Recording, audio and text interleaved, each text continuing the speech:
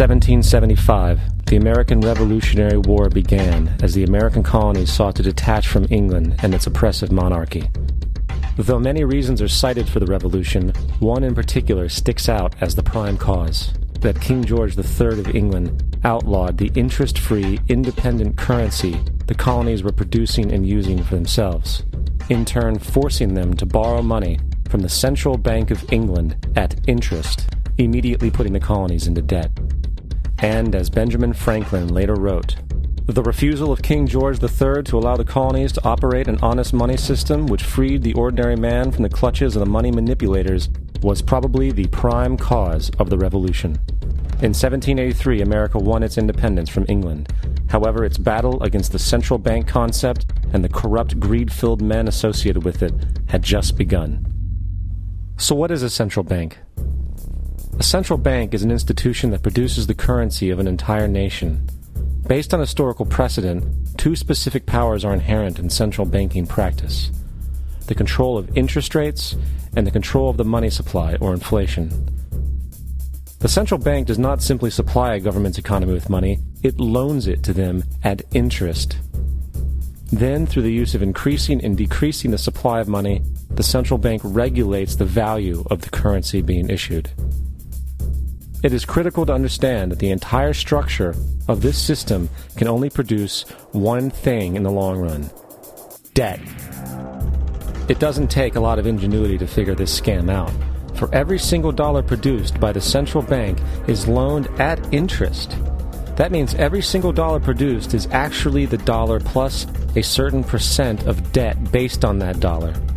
And since the central bank has the monopoly over the production of the currency for the entire country, and they loan each dollar out with immediate debt attached to it, where does the money to pay for the debt come from? It can only come from the central bank again, which means the central bank has to perpetually increase its money supply to temporarily cover the outstanding debt created, which in turn, since that new money is loaned out at interest as well, creates even more debt. The end result of this system without fail is slavery, for it is impossible for the government and thus the public to ever come out of the self-generating debt. The founding fathers of this country were well aware of this.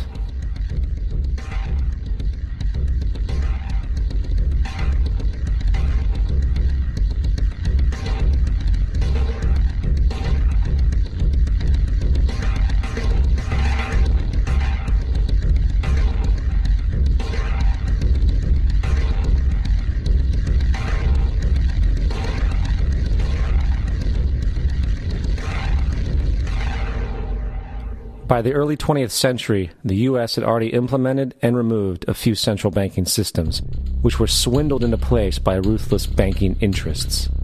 At this time, the dominant families in the banking and business world were the Rockefellers, the Morgans, the Warburgs, the Rothschilds. And in the early 1900s, they sought to push, once again, legislation to create another central bank. However, they knew the government and public were very weary of such an institution, so they needed to create an incident to affect public opinion. So, J.P. Morgan, publicly considered a financial luminary at the time, exploited his mass influence by publishing rumors that a prominent bank in New York was insolvent or bankrupt. Morgan knew this would cause mass hysteria, which would affect other banks as well. And it did. The public, in fear of losing their deposits, immediately began mass withdrawals. Consequently, the banks were forced to call in their loans, causing the recipients to sell their property, and thus a spiral of bankruptcies, repossessions, and turmoil emerged. Putting the pieces together a few years later, Frederick Allen of Life magazine wrote, "The Morgan interests took advantage to precipitate the panic, guiding it shrewdly as it progressed." Unaware of the fraud, the Panic of 1907 led to a congressional investigation headed by Senator Nelson Aldrich, who had intimate ties to the banking cartels and later became part of the Rockefeller family through marriage. The commission, led by Aldrich, recommended a central bank should be implemented so a panic like 1907 could never happen again. This was the spark the international bankers needed to initiate their plan. In 1910, a secret meeting was held at a J.P. Morgan estate on Jekyll Island off the coast of Georgia. It was there that the central banking bill called the Federal Reserve Act was written. This legislation was written by bankers, not lawmakers. This meeting was so secretive, so concealed from government and public knowledge that the 10 or so figures who attended disguised their names when en route to the island. After this bill was constructed, it was then handed over to their political frontman, Senator Nelson Aldrich, to push through Congress. And in 1913, with heavy political sponsorship by the bankers, Woodrow Wilson became president, having already agreed to sign the Federal Reserve Act in exchange for campaign support. And 2 days before Christmas, when most of Congress was at home with their families, the Federal Reserve Act was voted in, and Wilson in turn made it law. Later, Woodrow Wilson wrote, in regret,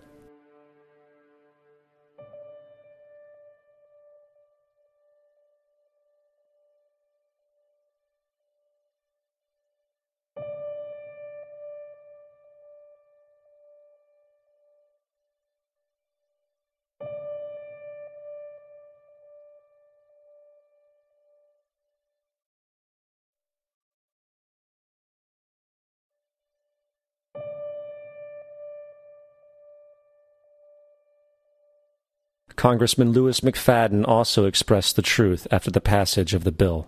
A world banking system was being set up here, a superstate controlled by international bankers, acting together to enslave the world for their own pleasure. The Fed has usurped the government. Now, the public was told that the Federal Reserve System was an economic stabilizer, and inflation and economic crises were a thing of the past. Well, as history has shown, nothing is further from the truth. The fact is, the international bankers now had a streamlined machine to expand their personal ambitions. It's alive! It's alive! It's alive! For example, from 1914 to 1919, the Fed increased the money supply by nearly 100%, resulting in extensive loans to small banks and the public. Then, in 1920, the Fed called in mass percentages of the outstanding money supply, thus resulting in the supporting banks having to call in huge numbers of loans, and, just like 1907, bank runs, bankruptcy, and collapse occurred.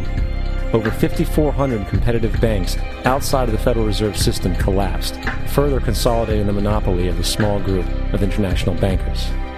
Privy to this crime, Congressman Lindbergh stepped up and said in 1921, "Under the Federal Reserve Act, panics are scientifically created.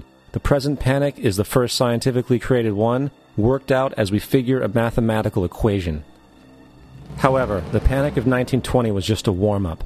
From 1921 to 1929, the Fed again increased the money supply, resulting once again in extensive loans to the public and banks.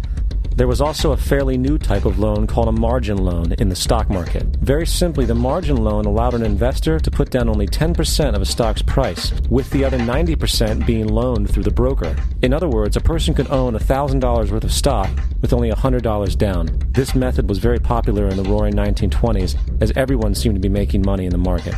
However, there was a catch to this loan. It could be called in at any time and had to be paid within 24 hours. This is termed a margin call, and the typical result of a margin call is the selling of the stock purchased with the loan. So, a few months before October in 1929, J.D. Rockefeller, Bernard Baruch, and other insiders quietly exited the market, and on October 24th, 1929, the New York financiers who furnished the margin loans started calling them in masse. This sparked an instantaneous, massive sell-off in the market, for everyone had to cover the margin loans. It then triggered mass bank runs for the same reason, in turn collapsing over 16,000 banks, enabling the conspiring international bankers to not only buy up rival banks at a discount, but to also buy up whole corporations at pennies on the dollar. It was the greatest robbery in American history. But that didn't stop there. Rather than expanding the money supply in order to recover from this economic collapse, the Fed actually contracted it, fueling one of the largest depressions in history. Once again outraged, Congressman Louis McFadden, a longtime opponent of the banking cartels, began bringing impeachment proceedings against the Federal Reserve Board, saying of the crash and depression, "It was a carefully contrived occurrence. International bankers sought to bring about a condition of despair so that they might emerge the rulers of us all." Not surprisingly, and after 2 previous assassination attempts, McFadden was poisoned at a banquet before he could push for the impeachment. Now,